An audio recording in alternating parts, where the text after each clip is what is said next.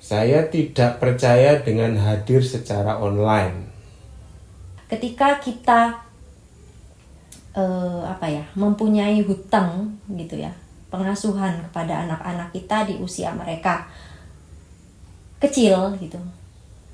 Hutang itu nanti akan kita bayar jauh lebih besar ketika mereka sudah jadi orang dewasa.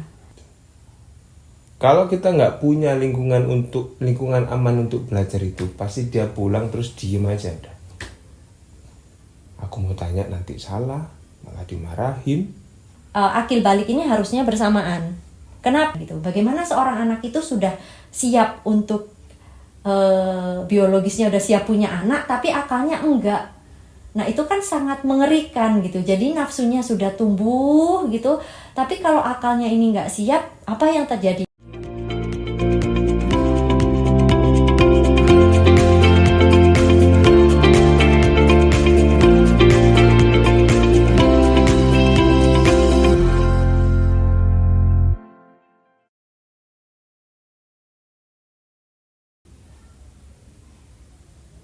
Yang kedua, pertanyaan selanjutnya tadi. Yang pertama berarti udah ya? Itu ya yang disiapkan ya. Berarti Bapak harus benar-benar menjadi bapak yang cerdas mencari nafkah kalau bahasa. Ini jadi ingat ya Ustadz Adrianus Ruswi kan gitu ya. Kalau di usia-usia anak masih persiapan akil balik itu tuh bapak itu harus cerdas mencari nafkah. Maksudnya apa? Ya pasti kita dan keluarga yang lain tuh kan unik. Cuman itu tadi bapak harus benar-benar apa sih bahasanya, mencari nafkah itu harus selaras ya, agar kita bisa hadir menyaksikan tumbuh kembang anak gitu ya, dan menjadi sosok yang anak bisa lihat bahwa ini loh bapakku gitu ya. Jawaban sederhananya ya hadir secara fisik ya, paling gampang. Karena itu aja udah susah gitu. Jadi mulai dari situ dulu. Gak usah mulu-mulu dulu deh. Fisik harus hadir, terus harus punya hadir secara emosional, harus hadir secara, harus punya pengetahuan. Iya betul, cuma nanti dulu.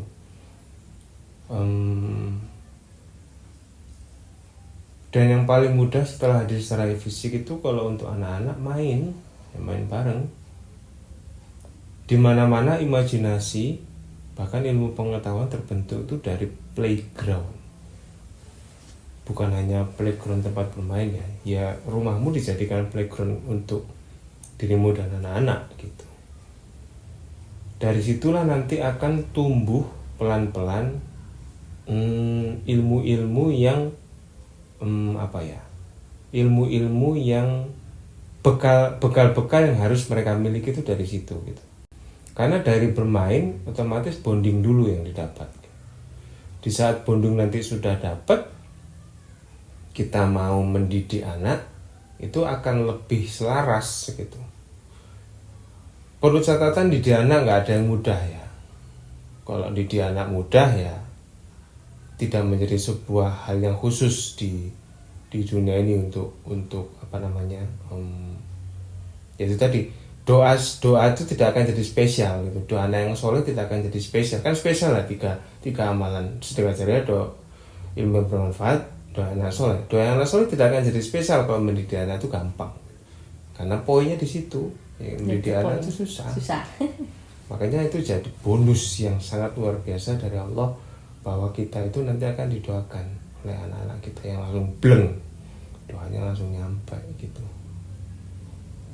Ya harus gitu ya, menemani secara fisik dulu, nanti lama-lama hadir secara emosi. Misalnya anak sedih gitu kan, fisik aja tidak cukup gitu kan, anak sedih ya mau cerita gini, terus kita apa tadi lo temannya senja gini oke siap ya kan, nggak mungkin gitu. Tapi memang perlu belajar ya, tapi next stepnya di situ. Nomor satu tetap hadir secara fisik ya. Saya tidak percaya dengan hadir secara online. Tidak percaya? Online itu saya tidak bisa bilang tidak mungkin, cuman bonding secara online itu tidak bisa gampang dibentuk. Karena bonding secara langsung itu terbentuk dari 3. 1 suara, 2 penglihatan, 3 fisik. Kalau kamu pegang anakmu, sentuhan tangan, kamu pegang kepalanya, itu tuh sudah ada. Contoh gini deh, kita bangga dengan anak kita gitu. Ayah bangga nak padamu gitu. Tapi cara menyampaikannya misalnya setelah anak kita misalnya berprestasi ya, juara gitu misalnya, kita bangga gitu, kita nggak perlu ngomong apa-apa, terus kita mengaca, terus dipeluk,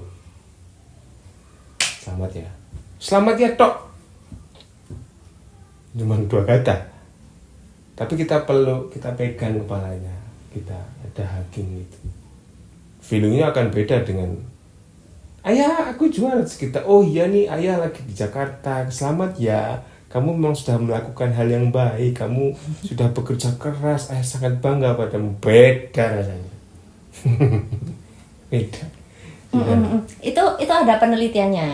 Nah itu dari siapa sih? Pokoknya gini, komunikasi ya, kita jadi bicaranya komunikasi gitu. Itu ternyata memang yang paling sampai duluan itu 55% justru adalah bahasa tubuh. Tadi kalau yang bilang peluk. Nah, itu 55% yang akan diterima itu adalah 1 bahasa tubuh, yang kedua intonasi itu 38%. 38% itu intonasi suara kita, dan yang ketiga barulah kata-kata. Itu berapa? Berarti sisanya hanya 7%. Nah itu sebegitunya bahasa tubuh itu tadi berpengaruh. Itu kenapa tadi kalau Aing kasih contoh cuman bilang selamat ya, tapi dengan peluk, dengan bahasa tubuh seperti itu. Nah nadanya seperti itu 38 dan 7% cuma 2 kata, itu tuh akan lebih mengena. Itu ada penelitiannya memang. Jadi itu benar. Sudah pasti sih. Aku masih pengen membahas tentang itu tadi loh, kehadiran sosok orang tua gitu. Jadi teringat, ini kisah nyata. Melihat sendiri hasilnya gitu. Kalau dari proses kita kan, kita sedang berproses gitu ya. Bismillah, diselamatkan gitu dalam mendidik anak. Cuman ini adalah salah satu pelajaran juga untuk kita ya. Dari sosok 2 orang anak yang dibesarkan dalam kondisi orang tua yang berbeda. Kondisi orang tua yang berbeda. Maksudnya kondisi kondisi ekonomi, kondisi emosionalnya itu berbeda. Jadi anak pertama dia itu dibesarkan dalam kondisi saat orang tua ini masih pas-pasan, masih kesusahan. Saat berjuang itu, tapi anak ini kelebihannya adalah kedua orang tua ini selalu hadir. Walau dalam kondisi kesusahan, perjuangan, tapi orang tua ini selalu membawa si anak. Anak ini menjadi saksi gitu. Perjuangan orang tuanya, jatuh bangunnya, sedihnya, senengnya. Itu anak ini menjadi saksi karena saat itu kan masih kondisi kesusahan gitu ya, yang namanya mau bayar pengasuh atau kalau enggak ART itu tuh belum mampu. Jadi walaupun dalam kondisi perjuangan itu, si anak ini tetap yang pegang, yang handle adalah 2 orang tuanya. Dan anak yang selanjutnya itu dalam kondisi si orang tua ini sudah jauh lebih mapan. Tapi memang semakin sibuk dan punya cukup dana untuk membayar asisten rumah tangga atau pengasuh gitu. Proses bertumbuh 2 anak ini itu berbeda ya masa kecilnya gitu. Ternyata saat dewasa, saat akil balik, apa ya, kepribadian ya, karakternya berbeda, daya juangnya berbeda, terus sudut pandang akan kehidupan itu pun juga berbeda, dan bagaimana mereka menghadapi tantangan hidup, menghadapi permasalahan hidup itu pun jauh berbeda gitu. Anak pertama dia lebih terjaga ya, baik fitrah imannya gitu, terus habis itu fitrah belajarnya, fitrah bakatnya, fitrah sosialnya, dia itu terjaga gitu. Sedangkan anak yang kedua ternyata dia ini banyak melakukan kalau bahasanya penyeleweng Gak tebak lah. banyak melakukan hal-hal yang keluar batas. Ya kalau tadi ceritanya ya kenakalan yang sampai keluar dari batas aturan yang sebaiknya gitu. Ya memang keluar batas, kalau kita bicara keluar batas berarti kan batas dosa itu sampai ditabrak gitu. Nah, Pak belajar dari itu gitu. Itu membuat kami benar-benar sangat aware dengan yang namanya persiapan anak-anak ini menuju akil balik. Karena benar gitu, apa kata guru kami, Ustadz Hari Santoso rahimahullah, almarhum ya, semoga ilmu beliau benar-benar membawa lapang kubur beliau gitu. Beliau itu pernah dan sering saya diingatkan gitu dari ikut kelas beliau gitu, bahwa ketika kita mempunyai hutang gitu ya, pengasuhan kepada anak-anak kita di usia mereka kecil gitu, hutang itu nanti akan kita bayar jauh lebih besar ketika mereka sudah jadi orang dewasa. Maksudnya di sini apa? Ya karena memang anak-anak itu butuh kita saat mereka masih kecil itu tadi, persiapan menjadi manusia seutuhnya. Itu butuh sosok orang tuanya untuk mendampingi, mengasihi mereka, mengasah, asuh ya kalau bahasanya ya. Dari sisi pendidikan, dari sisi itu tadi kesehatan, pertumbuhan mereka secara fisik gitu kan, dan kasih sayang emosional. Nah itu tuh yang mereka butuhkan justru saat mereka mempersiapkan diri mereka untuk matang gitu. Nah tapi ketika kita punya hutang pengasuhan itu gitu, ketika mereka sudah dewasa itu akan susah gitu. Kita mau ngejar seperti apa, mereka sudah secara fisik, secara emosional, secara pikiran tuh mereka kan sudah matang gitu dengan apa perjalanan mereka menuju itu tadi, akil balik tadi. Mereka sudah seharusnya sudah siap dituntut untuk benar-benar menjadi sosok manusia dengan perannya di dunia. Tapi ketika pengasuhan itu ternyata banyak masih menyisakan hutang, ya akhirnya itu terbayar atau keluar mereka tagih saat mereka sudah besar. Nah itu kalau menurut Ain tanggapan ketika anak akil balik atau menjelang tanggapan persiapan menuju anak akil balik. Kalau tadi usia dini, nah sekarang kita juga punya anak yang akan menuju akil balik nih.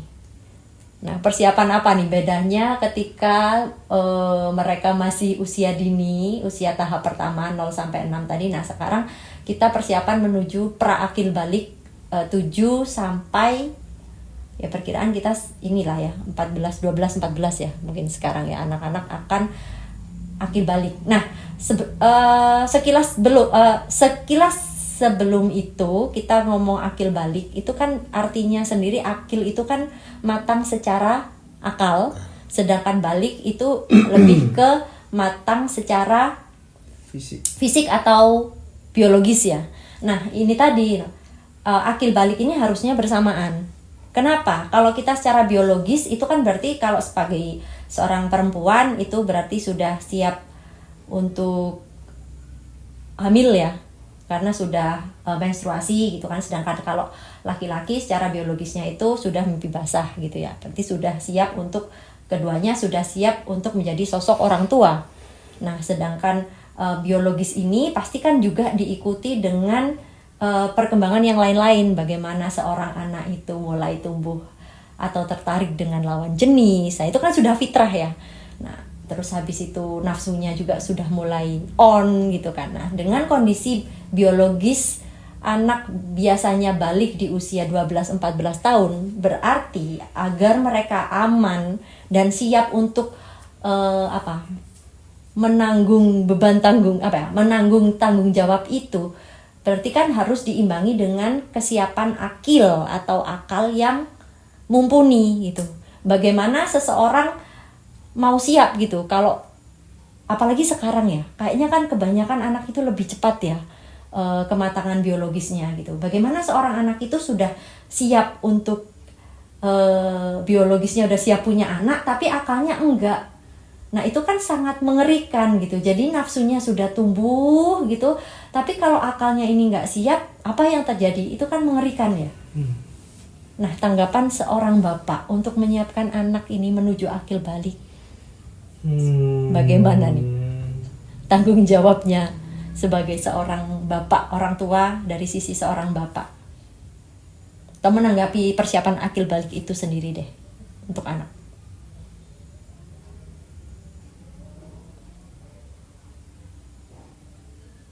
Kembali ke fitrah sih ya. Yang harus dikuatkan lagi-lagi pondasi fitrahnya. Misalnya kalau anak perempuan, ya perempuan itu apa, terus perempuan itu sejatinya seperti apa, perannya seperti apa gitu, peran-peran dasar ya. Kayak misalnya perempuan itu harusnya lebih secara fitrah itu kan lembut ya, sedangkan laki-laki itu lebih ke maskulin gitu. Sosok perempuan itu kan kayak ya kamu perempuan gitu, lembut, terus yang kamu kerjakan ya tidak jauh-jauh dari perempuan gitu. Jadi mulai awal ya harus dikuatkan fitrahnya gitu.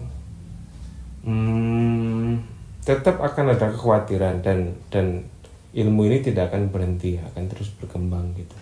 Tapi basicnya itu. Contoh berkembangnya apa? Mungkin anak sekarang dengan mungkin generasi saya dulu beda gitu kan. Kesempatan untuk berkarirnya mungkin sekarang lebih banyak gitu. Sedangkan kesempatan berkarir zaman dulu mungkin lebih sedikit. Ya, lihat aja wanita karir sekarang kan banyak ya. Tapi apakah karir itu nanti mencederai fitrah? Jangan sampai gitu. Femininitas dan maskulinitas itu fitrah, bukan sebuah nilai yang nilai yang digembar-gemborkan kayak misalnya di Amerika gitu. Ini feminis nih, harus ada kesetaraan gender gitu kan. Ya itu pembahasan di lain hari. Cuman kalau misalnya seorang bapak sudah punya bekal bahwa seorang anak perempuan itu fitrahnya seperti ini, seorang anak laki-laki itu fitrahnya seperti ini, maka bekal untuk menguatkan fitrahnya itu apa gitu. Dan itu harus dipelajari, dan itu pembahasan panjang pastinya. Bisa case by case, bisa secara time frame, bisa secara teknologi gitu kan, macam-macam gitu. Tapi intinya harus kembali ke situ gitu. Nah, sebelum pembahasan fitrah, kembali ke basic dasar human fitrah. Kita kan fitrah laki-laki dan fitrah perempuan. Ini adalah fitrah dasar manusia. Namanya fitrah belajar. Nah, belajar itu akan optimal jika orang itu berada di lingkungan yang mendukung. Pastikan. Mendukung seperti apa? 1. Mendukung secara mental bahwa kalau aku melakukan sesuatu hal, mencoba sesuatu hal yang baru, itu aku tidak akan disepelekan, tidak akan disalahkan dan sebagainya. Yang kedua, ruangan untuk berbuat salah Kita nggak akan bisa 100% benar. Kalau kita bisa menciptakan ruangan untuk seorang anak itu kasih pertanyaan A, jawabannya ngelantur, ya udah nggak apa-apa, salah gitu. Yang penting dia mau belajar apa enggak gitu. Nah, jadi sebelum ke pelajaran fitrah itu, tolong kembali ke basic dari fitrah manusia, itu fitrah belajarnya. Itu jangan sampai terbunuh gitu. Jangan sampai terbunuh. Kenapa saya membahas itu? Kenapa saya tadi membahas lingkungan yang mendukung? Karena anak akil balik itu akan mencoba hal-hal baru.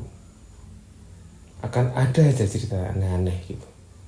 Ini anak perempuan cuman kok gayanya kayak laki-laki. Ini anak laki-laki cuman kok feminim kayak perempuan. Coba hal baru gitu. Contoh kasus saja. Perempuan keluar cuman gayanya kayak laki-laki gitu misalnya ya. Suaranya besar atau apa. Omongannya kasar gitu. Tidak lembut sama sekali. Terus omongan kasar itu tadi mencederai temannya misalnya. Mencederai teman yang perempuan.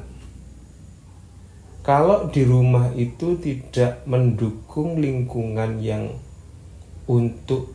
mendukung lingkungan fitrah belajar itu tadi, anak perempuan itu pasti akan diam dan tidak akan berani ngomong ke orang tuanya. Kalau lingkungan tadi mendukung, pasti anak itu tadi pulang, terus dia melakukan kesalahan, terus dia, aku pengen tahu salahku apa menurut orang tuaku.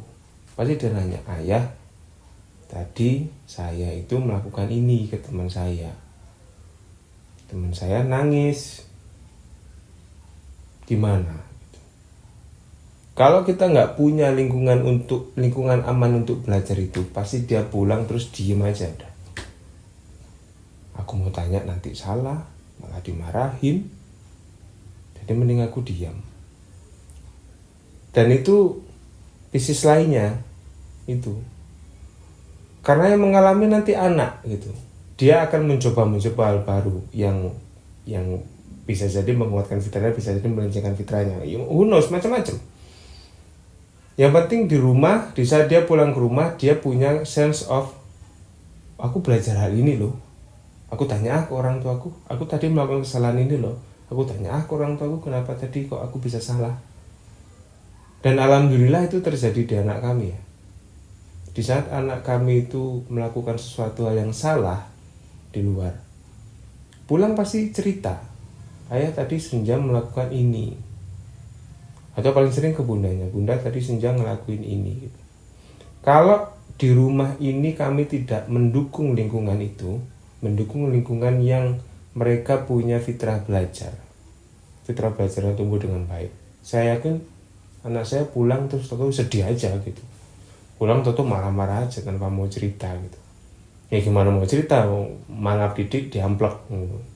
Gampangannya gitu, ngomong dikit udah disalahin gitu. Nah, tolong kembali ke situ. Dan kondisi ini itu berlaku dari anak umur kecil sampai anak umur berapapun.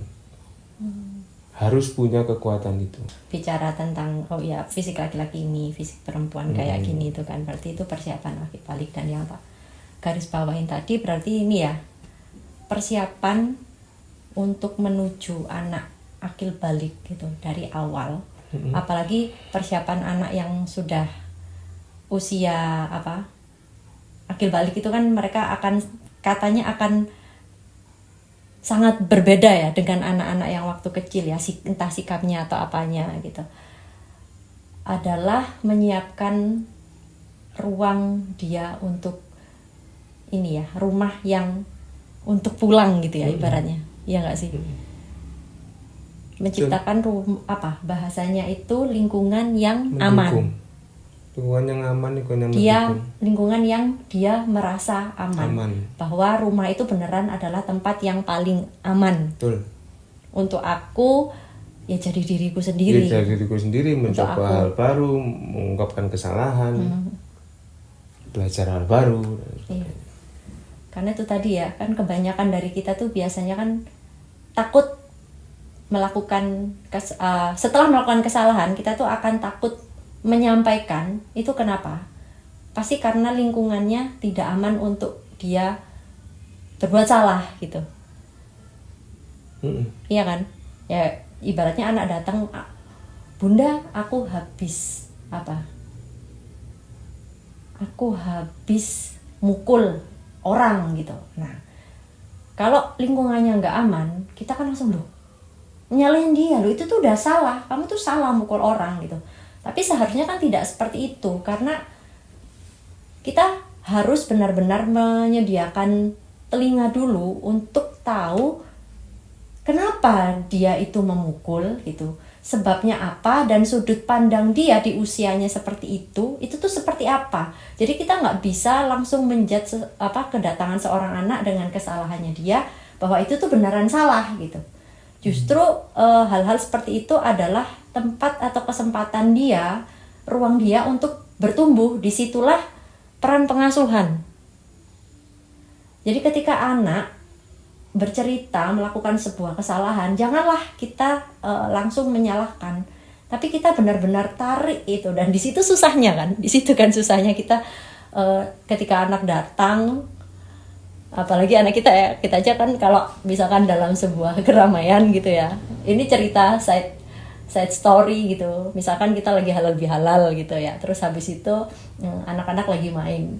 Nah, terus ada satu suara anak nangis itu refleksnya kami itu pasti waduh gitu, jangan-jangan gara-gara karena anak kami memang sangat aktif sangat aktif, sangat ekspresif begitu. Jadi respon kita waduh, jangan-jangan ini gara-gara anak kami nih. Nah kayak gitu. Nah itu tuh adalah seninya mengasuh itu di situ gitu. Ketika dia datang dan dia bercerita dia melakukan kesalahan atau apa, ya justru itu peran kita itu di sana. Untuk apa? Mendidik dia, menyamakan sudut pandang, menerima sudut pandangnya dia dulu. Karena terkadang ternyata memang dia melakukan seperti itu, alasannya itu valid gitu loh. Alasannya itu valid dan itu bukan sesuatu yang layak untuk kita salahkan gitu.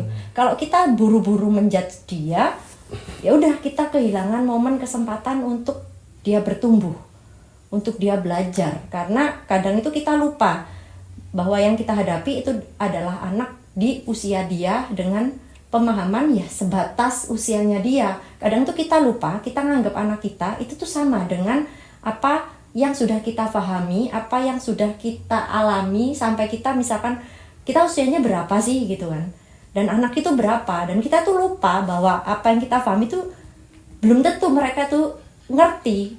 Dan pastinya sebagian besar ya memang mereka belum sefaham itu akan masalah yang mereka hadapi. Jadi itu benar sepakat ya, bahwa menyiapkan anak-anak menuju akil balik tadi itu salah satunya dari kecil adalah menyiapkan ruangan yang aman untuk mereka merasakan rumah itu benar-benar rumah untuk pulang, rumah untuk aku menjadi seburuk-buruknya diriku, sebaik-baiknya diriku, ya di rumah ini adalah laboratoriumnya dia gitu. Dan orang tuanya siap menerima itu apa adanya. Tidak semudah itu kamu salah, kamu benar, tapi benar-benar mendengar. Bahkan kadang kita itu berdiskusi ternyata memang oh iya ya, sudut pandangnya benar juga, dia yang benar gitu, kita yang salah. Dan ketika kita salah ya jangan lupa juga kita harus berani dan dengan gentle tunjukkan bahwa orang tua salah dan minta maaf itu adalah hal yang biasa gitu. Itu bukan sesuatu yang memalukan untuk meminta maaf kepada anak yang jauh lebih kecil umurnya dari kita, yang mungkin kita menganggapnya pengalaman mereka jauh lebih sedikit. Belum tentu. Kita juga bisa salah loh ternyata gitu sama anak yang usianya seperti itu. Nah itu kenapa harus ada ruang berdiskusi, ruang komunikasi, dan itu bisa tercipta ketika ya rumah itu menjadi tempat yang aman dan nyaman untuk kembali pulang. Betul. Satu penutup ya.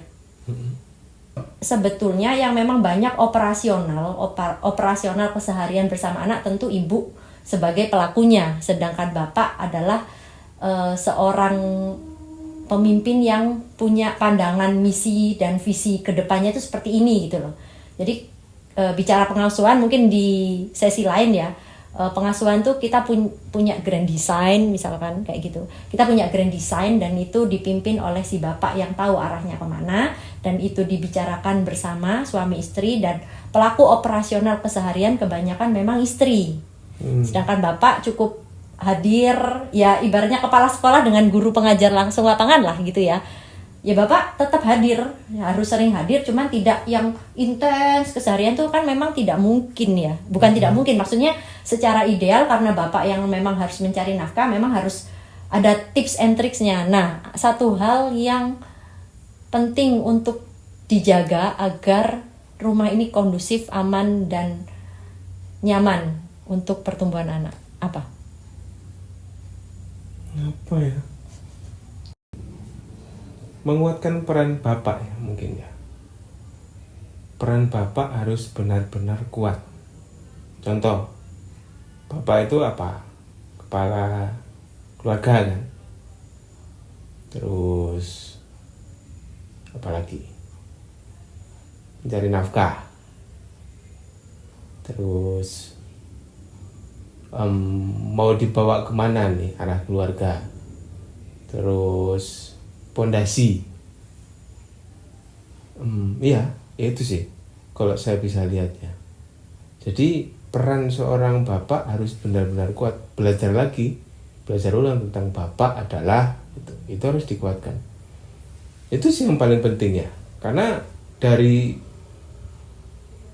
satu hal itulah yang akan menelurkan semua hal-hal tentang parenting, khususnya parenting dari seorang bapak. Sudah? Udah? Oke. Berarti bisa disimpulkan ya, apalagi yang belum terlanjur atau masih bersiap, laki-laki semua gitu ya, ternyata jadi sosok laki-laki pemimpin itu tuh memang berat. Jangan dibuat beratnya ya, pasti berat dan memang perlu dipersiapkan gitu. Tapi kalaupun itu kita jemput dengan kesiapan dan kemauan, walaupun berat, itu berkesan kok. Iya gak sih? Worth it. It's worth it. Menyesal gak sih jadi bapak? Ya, enggak lah. Enggak, dengan segala dinamikanya? Enggak. It's worth it. Sama sekali enggak.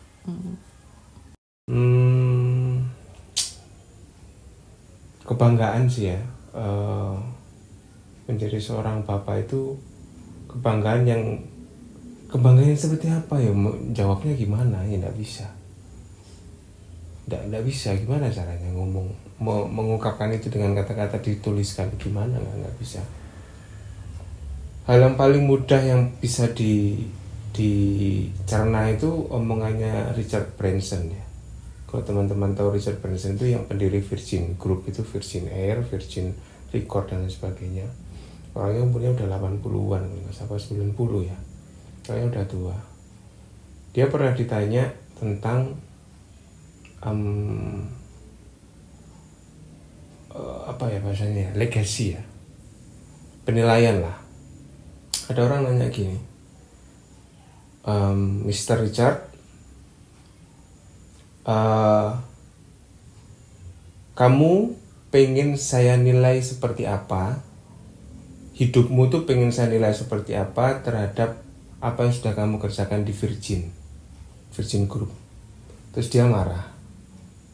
Dia ngomong gini, jangan sekali-kali kamu menilai diri saya terhadap apa yang sudah saya lakukan kepada Virgin Group, perusahaan yang saya bangun. Tapi nilailah diri saya, nilailah kualitas hidup saya dengan cara Anda melihat kualitas hidup anak-anak saya. Dan itu mengena itu. Akhirnya orang dengan sosok karir yang luar biasa, cara aja Virgin Group itu berapa kekayaannya. Tapi yang pengen dia nilai dari dirinya adalah, tolong jangan nilai saya terhadap apa yang sudah saya kerjakan di perusahaan saya, tapi tolong nilai saya, nilai kualitas hidup saya, kesuksesan saya dengan cara Anda nilai sendiri kualitas anak-anak saya. Cukup. Cukup. Terima kasih sudah menyimak obrolan bersama Bapak hari ini. Sampai jumpa di vlog selanjutnya. Kok vlog sih?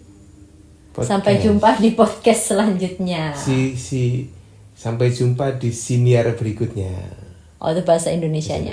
Sampai jumpa di siniar selanjutnya. Wassalamualaikum warahmatullahi wabarakatuh.